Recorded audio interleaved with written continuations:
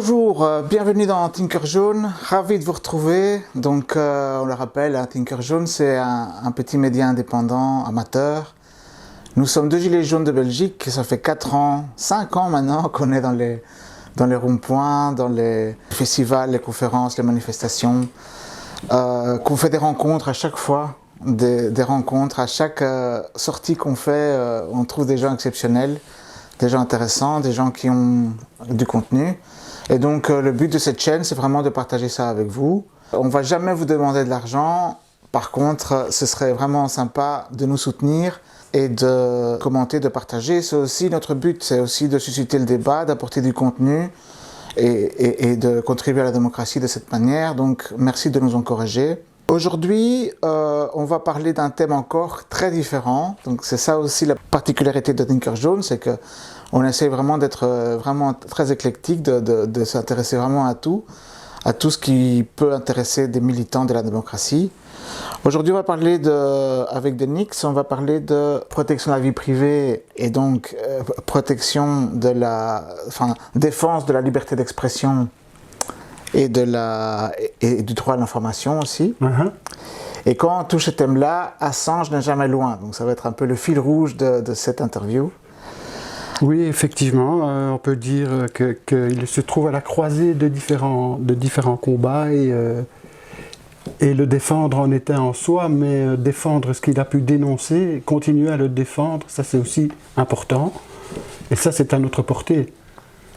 On va développer après. On développera par la suite, bien évidemment. Bonjour Denix, est-ce que tu aimerais ajouter quelque chose pour te présenter personnellement? Tout d'abord, je tiens à vous remercier pour le boulot que vous avez fait. Moi, j'ai visionné dans les dernières vidéos que vous avez produites et je trouve ça de très haute qualité et vraiment, c'est donner la possibilité à l'espace-temps de s'auto-organiser sur une courte période et se donner la possibilité d'entendre, d'échanger. Ça, c'est vraiment très précieux. L'actualité fait que vraiment les gens sont submergés d'informations et ça on le comprend bien. Mais bon, donc bonjour, oui effectivement je suis gilet jaune de la première heure, j'ai une nationalité franco-belge, ce qui fait que j'ai peut-être un regard plus assez critique et assez analytique par rapport à la France, assez poussé on va dire, particulier. Et donc très rapidement moi je me suis associé à ces ronds-points, à ces idées de se rencontrer, de pouvoir manger ensemble, partager les petits repas, chose que moi par exemple j'ai jamais l'occasion de faire parce que je vis seul, donc c'est dans des détails du quotidien. Pour moi je trouvais ça très révolutionnaire et du coup tout de suite j'ai souscrit, j'ai adhéré à leurs idées, dont le RIC bien évidemment, ça je le connaissais avant les Gilets jaunes, je m'y intéressais déjà avant. Et donc je me suis dit, tiens, c'est vraiment l'idée de rafraîchir ce genre de concept est très intéressant parce que vraiment, oui, il y a un potentiel derrière les RIC, bien évidemment. Ça, rien que ça, c'est déjà matière. Il y a déjà matière à discuter. J'ai eu l'occasion de rencontrer Étienne Chouard, de lui poser certaines questions. Peut-être qu'on peut y revenir après, mais bon, il ne faut pas non plus trop s'étaler. Enfin voilà, ce sont des sujets qui m'intéressent et j'ai une analyse un peu particulière, assez poussée, et qui est peut-être dû à mon passé, à mon activisme, et surtout dans le domaine informatique, de la sécurité informatique et tout ça, parce qu'on se rend compte que bon, il y a beaucoup de choses qui sont liées. Pour faire le lien très court entre les logiciels libres et Wikileaks, par exemple, Wikileaks n'aurait jamais pu exister en tant que site sécurisé en tant que tel, sans l'apport de logiciels libres. Donc là, parce que voilà, il fallait quelque chose de béton qui garantisse l'anonymat. C'est bien le minimum que les sources peuvent demander. Et voilà, c'est ce qui a été offert par Wikileaks. C'est une première dans l'histoire. Et ça, évidemment, ça peut déplaire à certains types de pouvoirs. Donc il y a un dossier qui te tient particulièrement à cœur, donc, Oui. qui va être un peu le thème principal dans cette interview. Donc c'est l'œuvre, ce qu'il a apporté, et donc la vie de Julian Assange et le sort qu'il a maintenant. Il est en prison depuis plus de 10 ans maintenant. Est-ce que tu peux nous expliquer quelle est la portée de son travail et revenir un peu sur les différentes péripéties Il se peut qu'il y ait quelques inexactitudes au niveau des dates, parce que maintenant ça commence effectivement, Ça se joue à rallonge, mais disons, en gros, il y a 4 phases de Julian Assange. En gros, c'est la phase donc de lanceur d'alerte, où là il était libre, il était en liberté, et il a reçu des prix de journalisme partout dans le monde, dans dans pas mal de domaines liés au journalisme en tous les cas. Et ça, donc, il y avait une certaine unanimité derrière l'innovation et la manière dont l'information pouvait être amenée au public. Et ça, c'était assez innovant, assez révolutionnaire, surtout que c'était une toute petite équipe. Alors, on me pose souvent la question, oui, mais pourquoi est-ce que Julian Assange est sorti du bois quelque part et est devenu public? Il aurait pu très bien rester anonyme, puisqu'il était à la base, garantissait un anonymat à ses utilisateurs, mais également à lui-même et à son équipe. Donc du coup, bon, et à un certain moment, ils ont été accusés de travailler pour les Russes, de travailler pour les Chinois, de travailler pour les Basques, de travailler, enfin bref, pour tout le monde, sauf les Corses. Mais il s'est dit, on va mettre fin à cette confusion, et on va être clair, et on va sortir du bois, et on va donner un visage à Wikileaks. Et je veux bien être ce visage, il a été ce visage dès le début. Et voilà. Maintenant, ça c'est l'époque où il était libre, et il avait quand même déjà une petite équipe juridique autour de lui, il était très bien encadré. Mais à un certain moment, lui a été contacté par Chelsea Manning, donc qui était lieutenant dans l'armée américaine, qui travaillait dans le renseignement, qui était basé en Irak. Entre autres, affaire qu'il a révélée déjà dès cette époque-là. Je pense que le site a démarré en 2008. Et donc, ce qui, moi, en tous les cas, personnellement, m'a fait connaître Wikileaks, c'est les images de Collateral Murder. Donc, ils sont tournés à partir d'un hélicoptère en Irak, pardon, où on voit deux pilotes qui massacrent littéralement une quinzaine de personnes au sol. Donc, ils sont totalement désarmés, dont 2 journalistes, en Irak, oui. Des enfants, et des gens qui viennent à un certain moment aider le véhicule en flammes, etc., sont aussi à leur tour mitraillés, et tout ça dans la joie et la bonne humeur. On entend les commentaires en direct des pilotes qui sont à la fête, quoi, et qui rigolent, qui vraiment... Enfin, c'est surtout ça, moi, qui me donne encore maintenant envie de pleurer, quoi. Parce que bon, on peut être appelé à être en opération, d'accord, mais avec un tel cynisme, une telle froideur et un tel décalage que, bon, là, vraiment, moi, je me suis dit, ça, c'est des images affreuses. Je remercie encore la RTBF de les avoir diffusées à l'époque, ce qui était assez courageux. Et c'est comme ça que moi, j'ai connu Wikileaks. Bref, et à partir de là, il a commencé évidemment à avoir des problèmes. Et pardon, c'est Wikileaks qui a publié la vidéo, c'est ça? Oui. D'accord. La version vidéo a été publiée par Wikileaks en accord. Alors ce qu'ils font très souvent, dans la plupart des cas, en tous les cas, Wikileaks prend d'abord préalablement contact avec le département d'État américain en disant voilà, nous nous apprêtons à publier ceci, à publier cela. Est-ce que vous avez quelque chose à y revoir? Est-ce qu'au niveau sécurité, ça pose un problème ou ci ou ça? Et en général, bon, ils publient, quoi. Et bon, alors, ce qu'il faut quand même noter au passage, c'est qu'il n'y a jamais une information donc, qui a été publiée par Wikileaks, qui a été controversée ou qui s'est révélée être une fake news, quoi. Parce qu'en réalité, eux, ce qu'ils publient en général sont des documents d'État, ou des documents qui émanent de sociétés, qui sont encore cotés en bourse ou pas. Par exemple, par rapport au TTIP, le traité transatlantique dont on reparle pour le moment avec les agriculteurs, à l'époque, c'est le seul site, c'est le seul journaliste à avoir publié la totalité des pré-projets, etc., liés au TTIP. C'était des pages et des pages entières, mais c'était ultra secret à l'époque. Donc le TTIP, c'est le contrat de libre-échange avec les États-Unis, c'est ça? Oui, avec le Canada. Avec le Canada. Avec le Canada, parce que les États-Unis, disons, le traité aurait pu paraître un peu trop flagrant, un peu trop...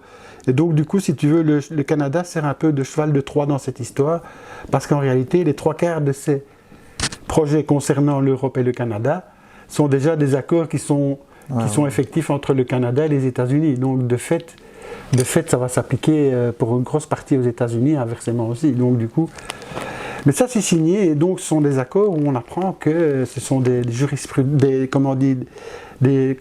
tribunaux d'arbitrage, donc avec des juges qui sont nommés, mais pas par les États, mais par des sociétés, ou parfois par des États pour défendre ces États.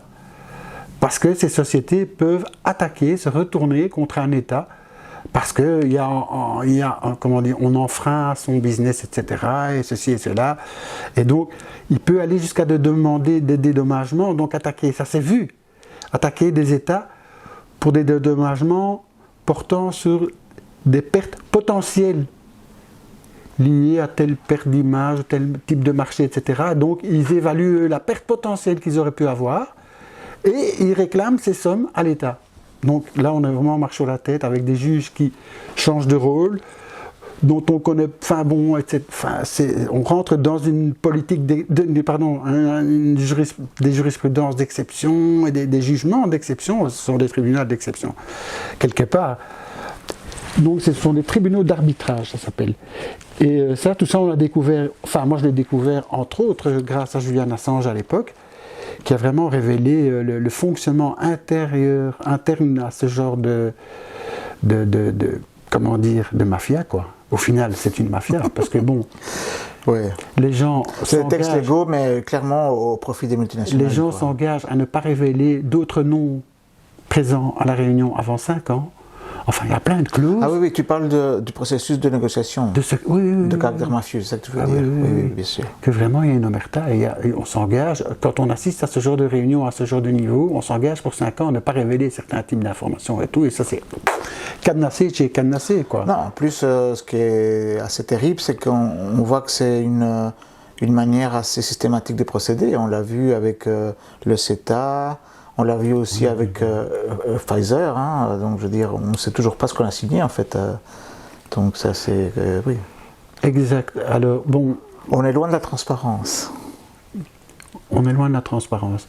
Et donc dans un premier temps, Julian Assange a donc été poursuivi pour différentes révélations qu'il a pu émettre. Dans un premier temps, il a été mis sous surveillance électronique, donc avec un bracelet électronique. Il était assigné en Angleterre dans une maison, il devait pointer au commissariat très régulièrement, etc., etc. Mais il avait encore accès à Internet, donc à ce moment-là, il continuait à monter ses petites opérations, on va dire. Après ça,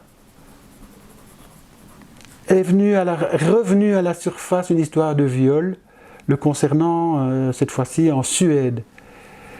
Et donc son équipe juridique a commencé à se pencher sur les accords qui avaient signé, les accords de coopération qui avaient été signés entre la Suède et les États-Unis, pour apprendre que la Suède, dès qu'il y avait une demande d'extradition vers les États-Unis, la Suède en principe appliquait cette demande d'extradition quasiment automatiquement, quoi.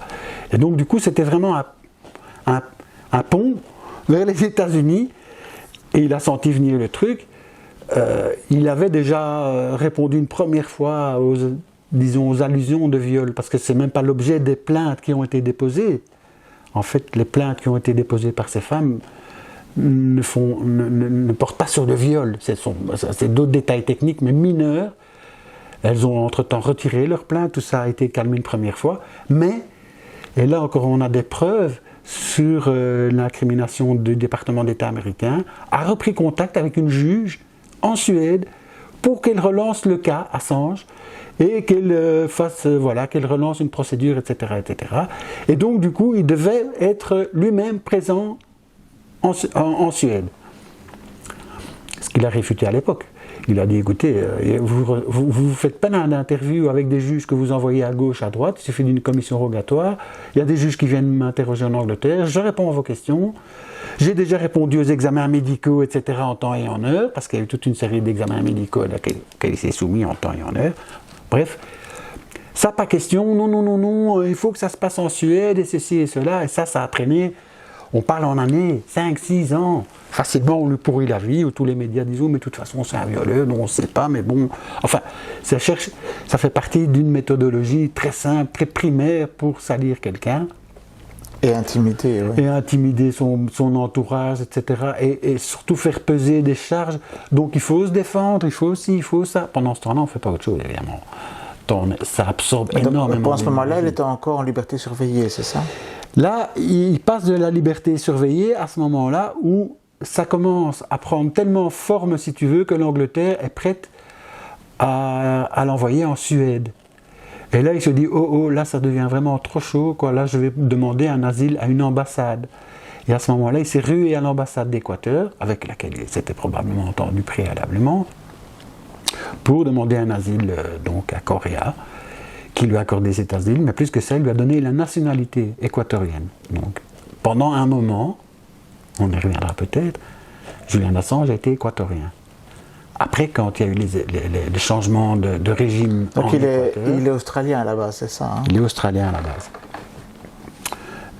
Et donc, il était à l'ambassade d'Équateur. Mais là, maintenant, après, avec le recul, encore une fois, mais ce dont je parle, on a toutes les preuves, c'est qu'on a les preuves que tout a été filmé à l'ambassade d'Équateur, a été filmé, enregistré et scanné. Tous les téléphones entrants, tous les tablettes, les ordinateurs ont été scannés et passés à la CIA. Oui, donc on rappellera Rafael Correa, donc le président d'Équateur. Ouais.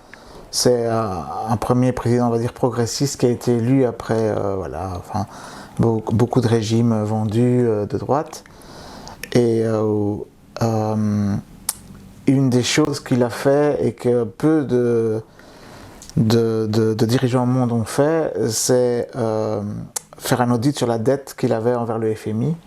Donc ça, c'est le genre de truc que les Américains, ils n'aiment pas trop. Et donc en plus, il a recueilli Assange.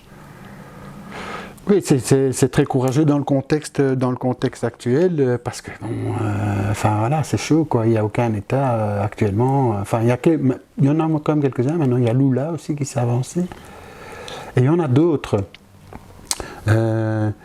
qui sont prêts quand même à honorer Assange, à honorer le travail qu'il a fait. Et ce serait bien la moindre des choses, mais bon.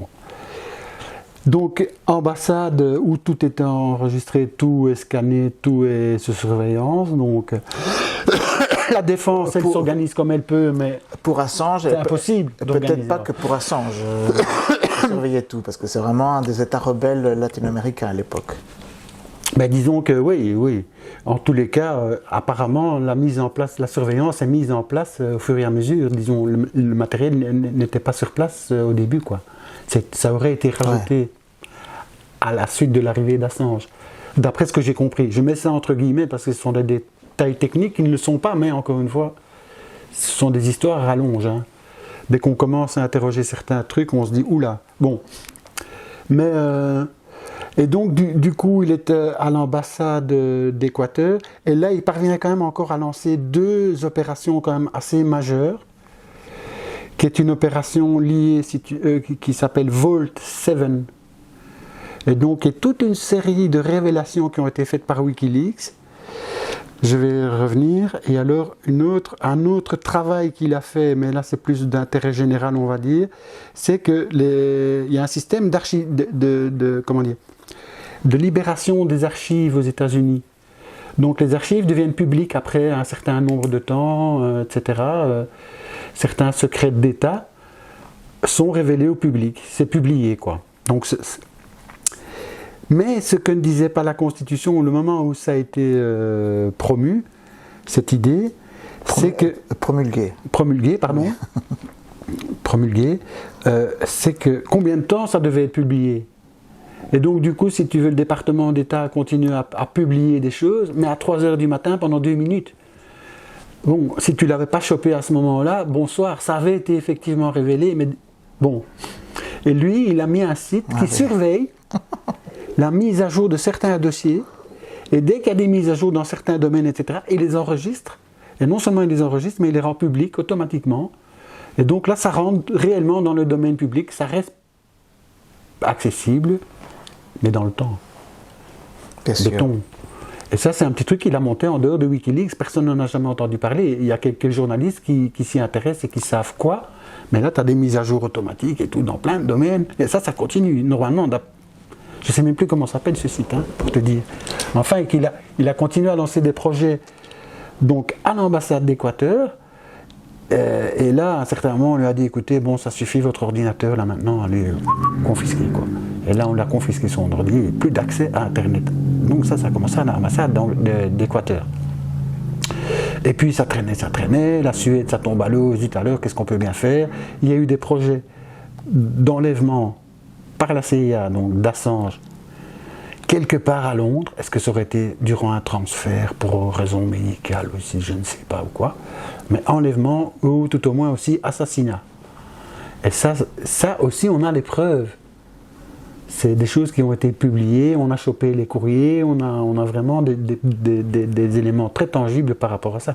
Et donc là, on est totalement dans la barbouzerie de bas étage, mais qui est quand même assez efficace, qui a montré son efficacité jusqu'ici, qui est que bon, ben, on envisage quand même de descendre le gars carrément, comme ça a pu se faire pour Epstein, à la limite. Bon, qui s'est plaint, Epstein a pu se suicider, c'était le prisonnier le plus surveillé des États-Unis à ce moment-là.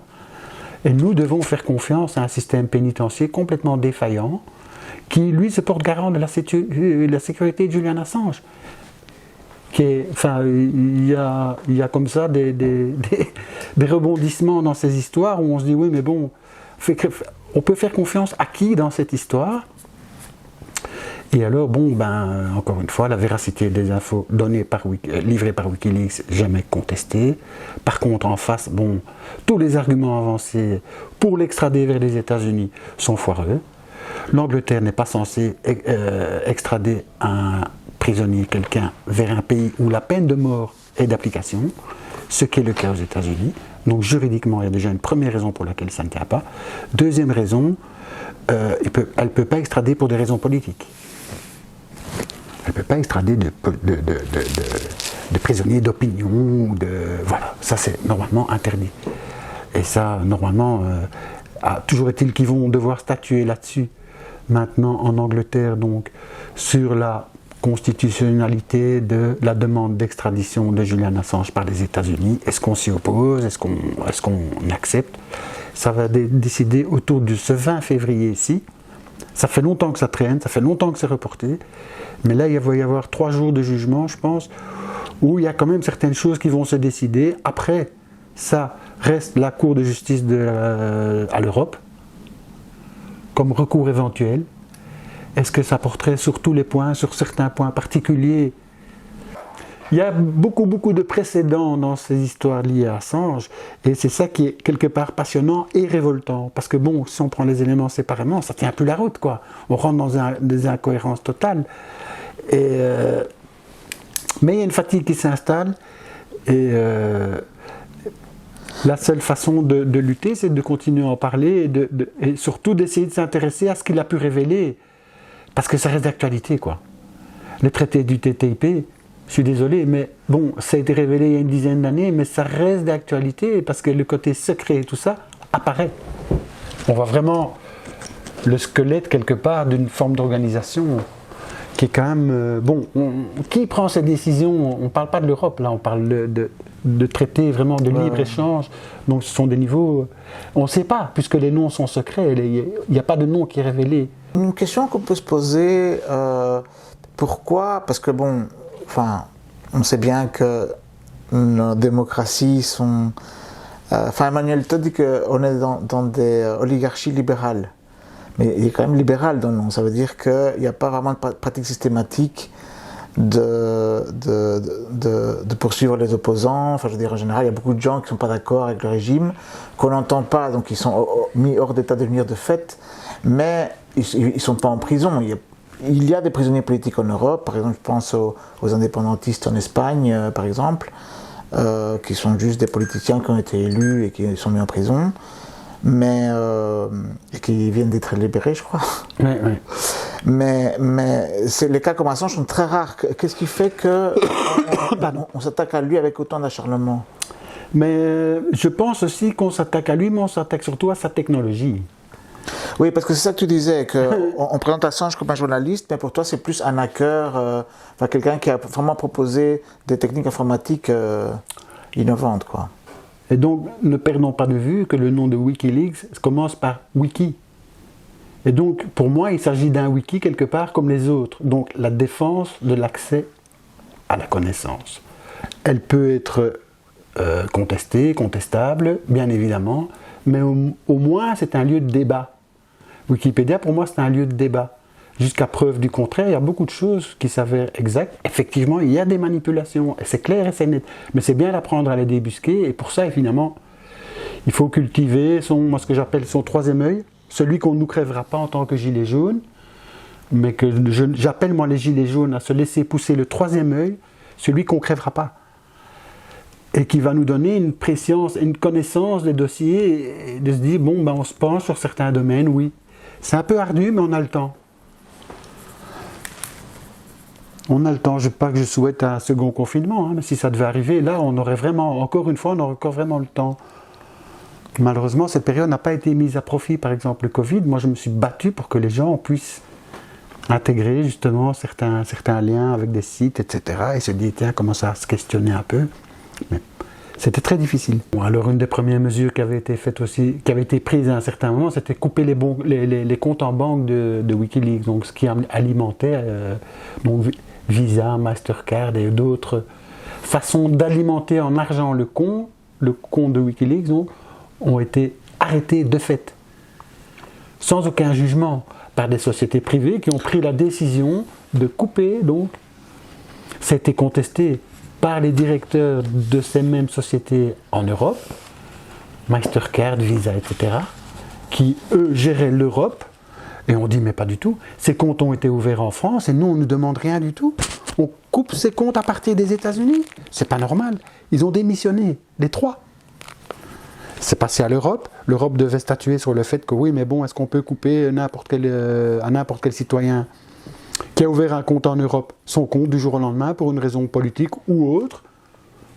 Ils n'ont rien trouvé à redire. C'est passé comme une lettre à la poste, quoi. Et donc, du coup, va-t'en pour te récupérer les sommes qui étaient déjà en jeu, et va-t'en te refinancer. C'est pas du jour au lendemain, c'est pas évident. Donc, par rapport à Assange, il y a une échéance ce 20 février. Est-ce que tu peux nous en parler Du 20 au 23. Donc, le 20, c'est un mardi, je pense. 20, à vérifier, mais je pense que c'est un mardi. Et du coup, à partir d'assez tôt, de 10h du matin, je pense, j'enverrai un lien plus précis, mais ça va être donc le 20 juin, 10h du matin, à l'ambassade des États-Unis, ici à Bruxelles. Il va y avoir des gens qui vont se relayer, des prises de parole, etc., autour du fait que le jugement, là, va porter donc sur son extrabilité ou pas.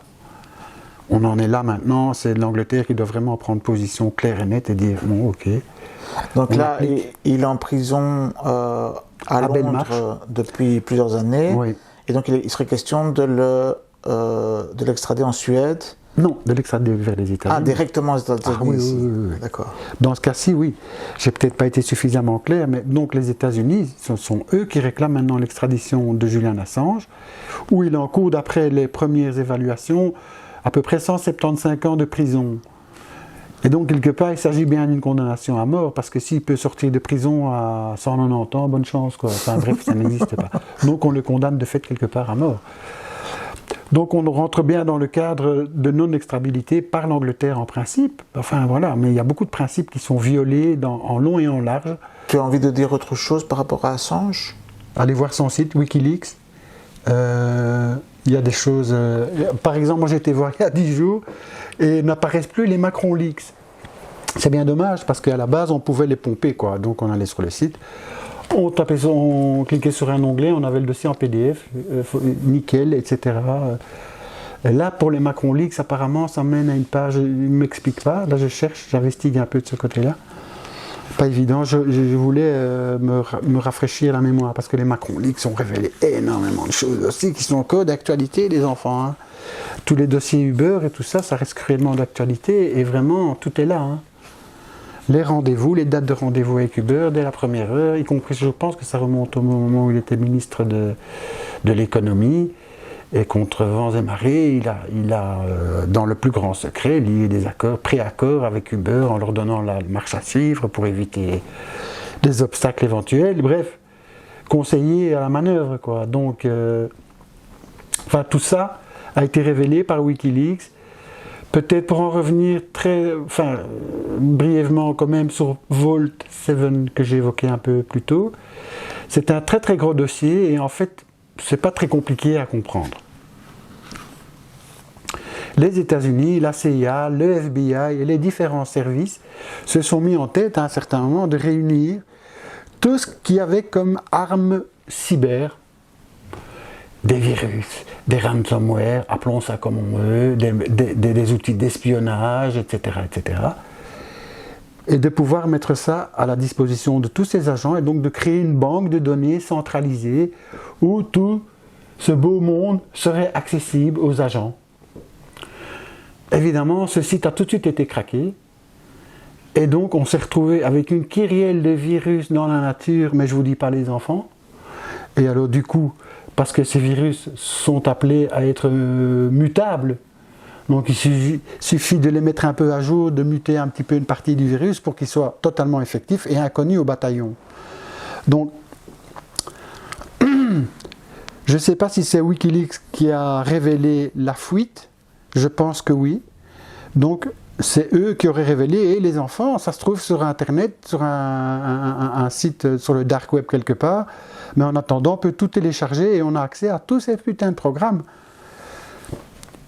Et ça a fortement déplu au département d'État américain parce qu'ils se sont fait prendre pour des burnes, des connards de bas étage, ce qu'ils sont en réalité, parce que c'est comme, imaginons qu'un laboratoire qui travaille sur une belle petite saloperie ne soit pas protégé. Qui est responsable? Bon, est-ce que c'est... Enfin, voilà. Et ça, c'est intéressant de recentrer ce genre de responsabilité en temps et en heure, hein, les enfants. On ne va pas attendre que ce soit arrivé pour se dire, bon, là, on pose des actes, Van der Leyen nous décide d'acheter des milliards de doses, ok, etc., etc. Tu signes là, tu es responsable, la cocotte. Et nous, on va se retourner contre toi s'il y a quelque chose qui ne va pas. Mais non, ça se passe en catimini, les contrats ne sont même pas signés, ils ne sont même pas accessibles, donc c'est pas compliqué. Mais dans certains cas, lui, il a rendu ses contrats accessibles et on a pu voir l'autre côté du truc et il dit oh là, oh là. Et donc dans Vault 7, donc pour la révélation concernant ce nid de programmes malveillants, on va appeler ça comme ça, espionnage, etc., etc., il a pris tout de suite contact avec le département d'État en disant oh là là les gars, c'est des catastrophes. Je demande, moi j'implore qu'on ait une réunion au sommet avec Google, Amazon, tous les gros acteurs américains, plus des acteurs de la sécurité, en disant on s'assoit autour d'une table, et moi j'ai quelque chose à dire par rapport à ça, j'ai des conseils très concrets à donner sur la marche à suivre, pour pas que ça devienne vraiment n'importe quoi, hein, les gars. On lui a rayonné, non, merci, on n'a pas besoin de tes conseils, tatati, tatata. Et donc depuis lors, on se retrouve avec dont la plupart n'ont même pas encore été employés, parce que bon... Ça à quelle période ça, ce Vault 7? Moi, je mets ça plus ou moins il y a 6 ans, 6-7 ans. Donc on est en 2024, 2017. 2017-2018, ouais, chose comme ça, à mon sens, d'après mes souvenirs. À vérifier. Vault 7. Son Vault, c'est VAULT, hein, ça veut dire VAULT. Coffre en anglais. Hein. Et donc voilà, ça concernait un coffre, mais bon, enfin, qui a été complètement troué. Alors, est-ce qu'il a eu tort de le révéler au département d'État? Est-ce qu'il l'aurait deviné? Est-ce qu'il le savait déjà? On n'en sait rien. Mais c'est tout le temps, il y a des fuites d'informations encore. Il y a 3 jours en France, 3 millions de dossiers. Ah oui, après coup, c'est quand même emmerdant parce que ces infos, elles parviennent facilement d'usurper des identités. Oui. Se dépêtrer de ce genre de problème d'usurpation d'identité, c'est un parcours de combattant, hein. C'est pas évident, il y a des gens qui se retrouvent dans la mer pendant des années et des années parce qu'on parvient à contrefaire leur identité. Et là on nous annonce 3 millions d'un côté, 300 000 de l'autre, et ci et ça. Et c'est tout le temps, oui. Où sont les responsables informatiques? Qui est-ce qui nous garantit là, tu que... fais allusion, je ne suis pas sûr que c'était très clair. Oui. Donc il y a un scandale, on a réussi à hacker la base de données de la sécurité sociale, je ne sais pas comment ça s'appelle exactement, en France. Ouais. Et donc, effectivement, oui, il y a plein de personnes dont on a volé plein d'informations confidentielles. Il n'y a pas une semaine sans que ça se passe. Les hôpitaux sont hackés partout, et si et ça, ces informations ont une valeur, évidemment. Ça, c'est clair que ça se revend, il n'y a pas de problème. Hein. Nos gouvernements aussi. Ils laissent passer, ils en ont. Mais bon, peut-être qu'on va s'éloigner maintenant un peu de Julian. Enfin, moi, il est là, hein, il est dans mon cœur. Pas que je pense tous les jours à lui, mais quasiment, parce que pour moi c'est quand même un gros symbole. C'est clair que ce qui s'est passé en Ukraine ne se serait pas passé de la même manière, la crise du Covid ne se serait pas passée de la même façon, on aurait eu des infos, Parce que bon, je remarque quand même que depuis qu'il est en prison, il y a beaucoup moins de révélations quelque part par Wikileaks, il faut dire ce qui est. Donc, la réponse, je ne la connais pas. Je présuppose qu'il participait très activement à la recherche d'informations. Mais ça, bon, peu importe. On peut l'appeler journaliste, on peut l'appeler hacker, on peut l'appeler éditeur, on peut l'appeler de différentes façons. Moi, ce que j'en sais, c'est que c'est pas sponsorisé par un État, ni par la Russie, ni par qui que ce soit. Que c'est vraiment... Oui, c'est un démocrate à la base, donc il est pour la liberté d'information, quoi.